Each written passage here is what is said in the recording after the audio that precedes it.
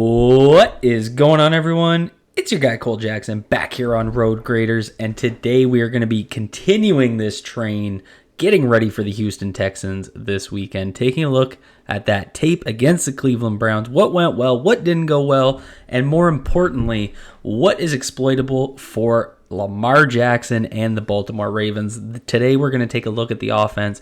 If you guys are enjoying this series, if you're excited about the game, hit that like button for me. Hit subscribe if you're new here.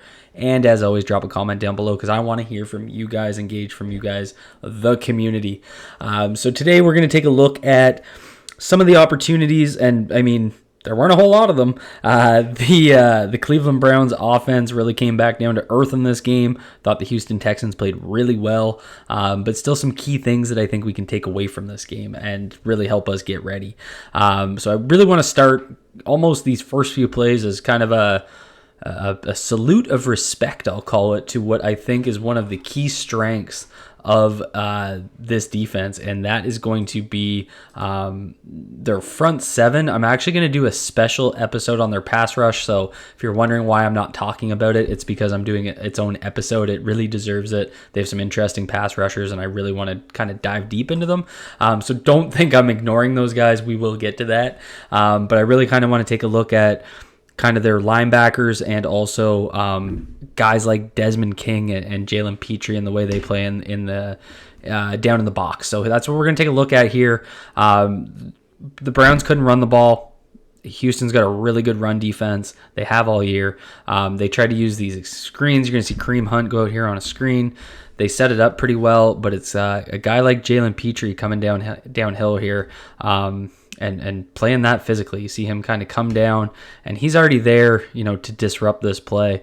As well as on the opposite side, you got a guy like Joel Bitonio getting his face crossed by one of the contained defensive linemen. So right here, you got pretty much a hold there. So the way this front seven has played, even when you're trying to use just the pass rush, the way they're coming off the line, they're playing fast. See Denzel Perryman with a free blitz there.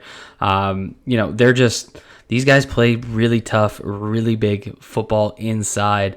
And I just love seeing Jalen Petrie, a smaller free safety, kind of coming down into the box. He did it so well as a prospect. Then you see here, they're going to try and get Kareem Hunt open underneath. You're going to see him chip right there and then come across.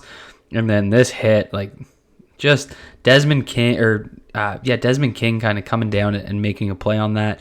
Just the physical football of a slot corner, got to pay respect to. So there really weren't many opportunities for them to work the flats and the run game.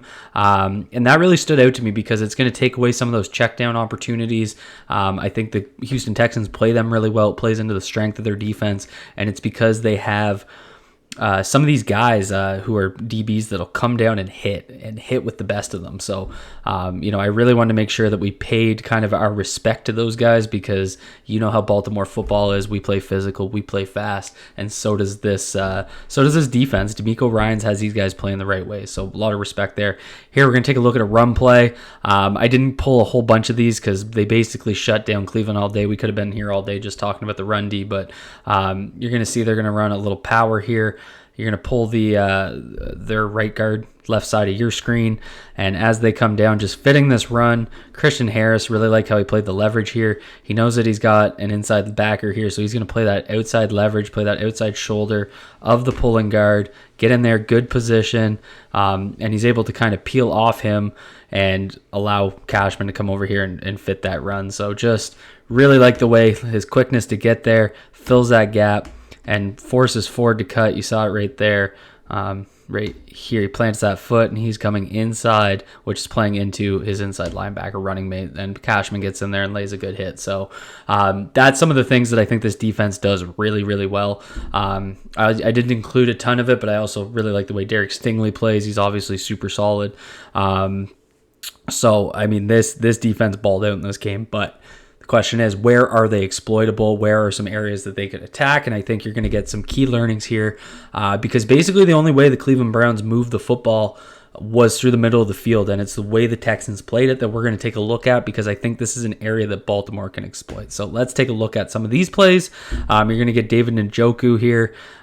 This was his big play early in the game. You see him just running the seam. Not a whole lot here. In this middle of the field, working the seams was a bit of a trend in this one.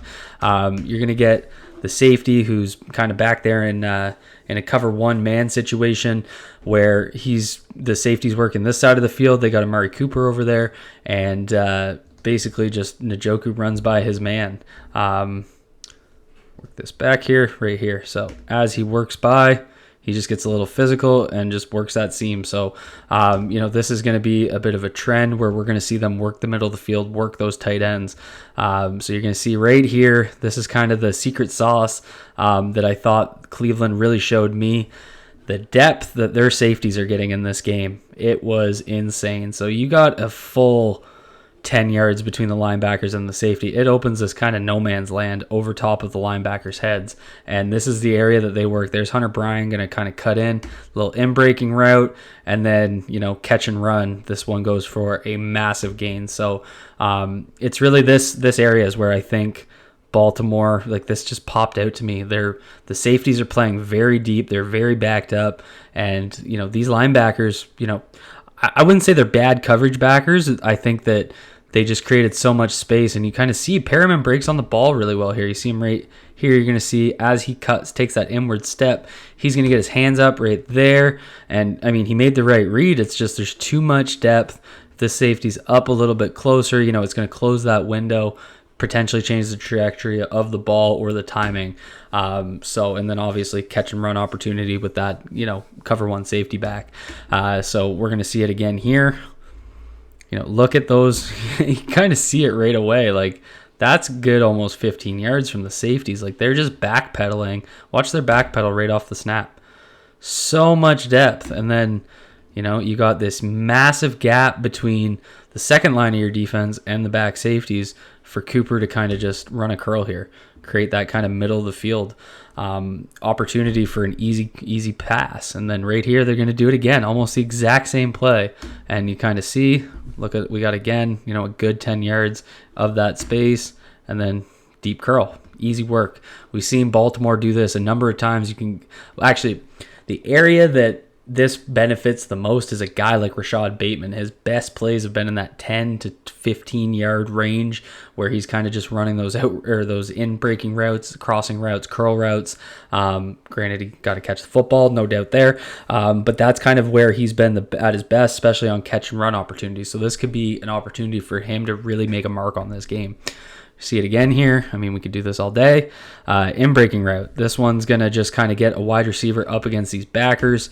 But you kind of see it with the safeties. Look at that immediate back pedal here. They were not letting anyone beat them deep. So they're going to run that in breaking route right around the linebacker. You get David Belt up against him, and he just kind of goes up and makes a catch. So again, kind of exploiting that middle of the field, getting, taking advantage of their linebackers, I think was a big piece here. Going to get another one here.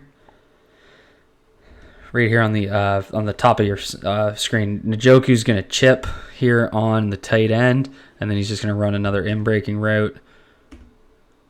There's that chip, and then he's going to, work softly into the zone, create that big space. Again, look how deep those safeties are, constantly happening. So I think that is probably the most exploitable area, and the reason I say that is because guys like Zay Flowers, Odell Beckham Jr., Isaiah Likely has done it really well. They've worked really well in those soft spots. And most importantly, the man that needs to play his best game of the year, just like at every game in the playoffs, your quarterback, Lamar Jackson, feasts in the middle of the field. Some of his best throws this year have been on seam passes, have been over linebackers' heads, like fitting balls into windows that you just wonder how he places the thing. It's been truly impressive, and I think it's an area where Lamar Jackson can really take advantage of this Houston Texans defense if they're going to play the same way. I'd be surprised if they do, because I just think with our quarterback, our pass catchers, they just have more, especially juice after the catch. You get a guy like Zay Flowers working the middle of the field and getting a little bit of space there. He's going to pick up that yak and take it for much larger gains than they were getting there from like a guy like David Bell, who had 8 catches in that game. So that's one area where I really think they can exploit them. Again, I'm going to be doing another video because you can't plan for the Houston Texans without talking about their pass rush. So that'll be coming out either tomorrow or Friday. We'll see when I get to that. But, be on the lookout for that. As always, hit that like button for me. Hit subscribe if you're new here. If you liked what you heard, I'm going to be bringing these all week long. I'm also going to be breaking down the game and hopefully getting us ready for the AFC Championship game. Drop a comment down below. Let me know what you guys think about the offensive game plan. What do you see as being an exploitable matchup? What's your number one top matchup or keys to the game for the Baltimore Ravens offense? I want to hear from you guys. Be good to yourselves. Be good to each other. Peace out, everyone.